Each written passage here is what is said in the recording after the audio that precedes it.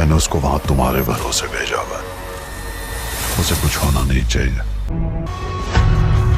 Deal करते हैं, तुम अपनी जान दे दो, मैं जमीन छोड़ दूंगा। बाबा का नाम न लीजिएगा। अल्लाह खुद भी एक पावरफुल आदमी है। जिहान वहां तुम्हारी जिम्मेदारी है। इतनी बेचैनी एक जमीन के टुकड़े के लिए?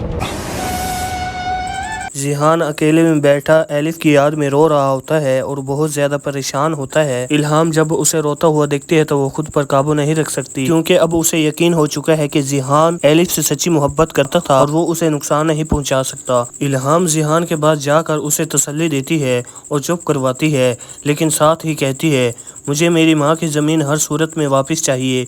जिहान उसे हौसला देता है कि जब तक मैं ज़िंदा हूँ तुम्हें फ़िक्र करने की कोई ज़रूरत नहीं है, तुम्हारी ज़मीन तुम्हें मिल जाएगी। जिहान अपने बाप गाजी यूसुफ के पास जाकर ज़मीन का मुतालबा करता है तो गाजी यूसुफ कहता है मैंने वो ज़मीन लाला को बेच दी है, वो वापस नहीं करेगा, तुम खुद जाकर उससे बात कर लो। गाजी यूसुफ जानता है कि लाला कितना ख़तरनाक इंसान है, इसलिए वो जिहान की हिफाजत के लिए ज़करिया को इसके पीछे भेजता है, लेकिन जिहान ज़करिया को साथ आने से मना कर देता है।